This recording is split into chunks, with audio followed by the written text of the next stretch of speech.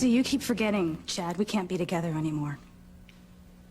This woman here, this woman who claims to be one thing but really is something else, isn't only my mother. She's your mother, too. That's enough, Whitney. Oh, Julian, give it a rest. This is between me and my mother. And thanks to you, my brother, Chad, the man that I was planning on marrying. Do you guys have any idea how you ruined our lives? Well, I do. Walking in on you and Fox making love. That's what you want to call it. Yeah, well, at least it's not incest.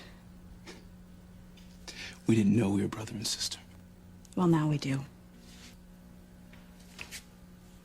Julian, haven't enough lives been destroyed?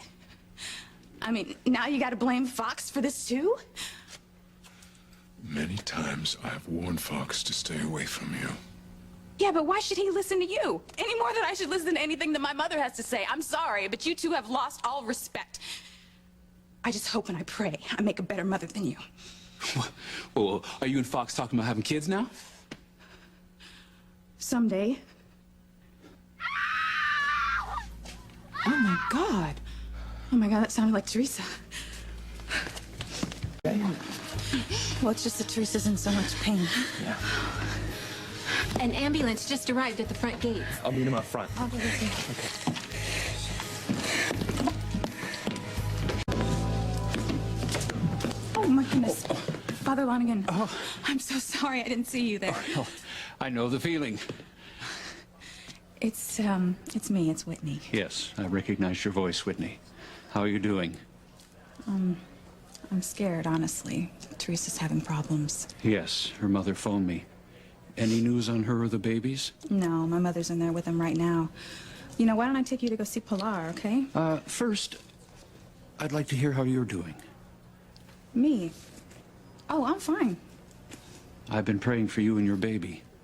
You made the right decision not to terminate the pregnancy. Okay, if you could just keep it down a little bit. I don't want everybody to know that I'm pregnant, okay? Well, you told Chad, didn't you? Surely you must have told him. No. And I'm not going to tell him either.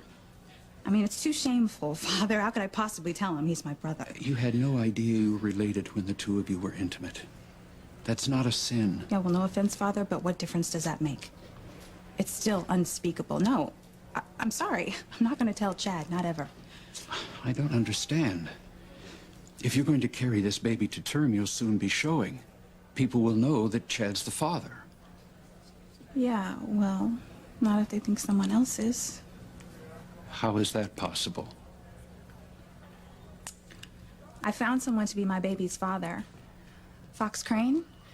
He's in love with me, and he's a good friend, and I think he's going to be a wonderful father to my baby.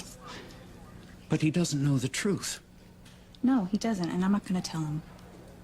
Look, Father, don't try to talk me out of this, okay? Because I've already thought this whole thing through.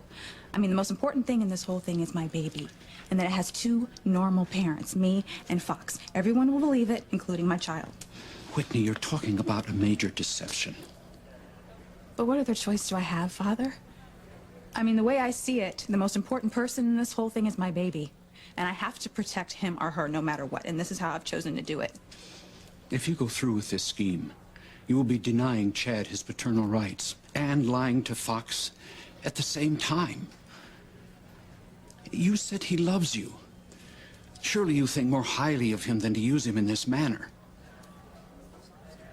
Well, you know what? It's too late to change my mind. My plan is, already set in motion. Father, I'd like to have your blessing. I wish I could give it to you, Whitney, but I cannot in good conscience. You are letting one innocent mistake snowball into many more intentional ones. So what other choice do I have? Between lying and telling the truth? You always have a choice, my child. You know that. But if people know who my baby's real father is, they're never gonna let him forget it. I mean, come on, you know how cruel other children can be. That's no excuse. Forgive me, Father, but you don't know what it's like to be a mother. And I would do anything to protect my baby. Anything.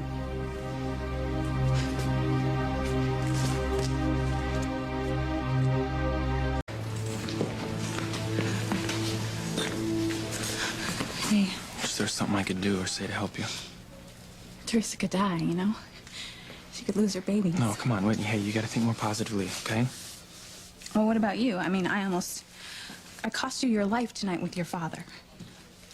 I don't really care about him. You know, I'm still kind of floating on cloud nine about us being together tonight. I don't care about his reaction. But he fired you from Crane Industries. I know how much that job meant to you. And now you don't even have a place to live anymore, and it's all because of me. Hey, look, okay, first of all, it's not all because of you, okay? And secondly, I'd do it all over again in a New York minute.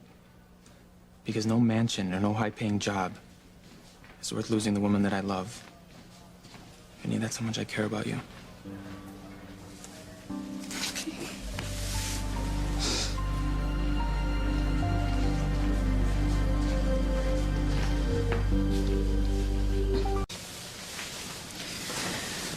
Making love to you tonight was wrong.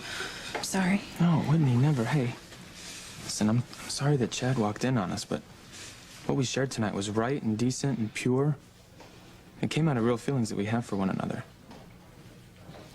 But you know what? Maybe you were right, and I shouldn't have rushed into things. Whoa, hold on. Don't second guess the best night of my life, okay? It was perfect. Yeah, it was. Until you lost your home and your job. Oh, I guess I'll have to find another home. And then after that, I'll have to find another job. It'll be a new experience starting out with nothing. But you don't have your trust fund anymore. No, and ever since I used it to help bail Teresa out of jail, and everything else is pretty much tied up. It's okay, though. I'm not afraid of being broke.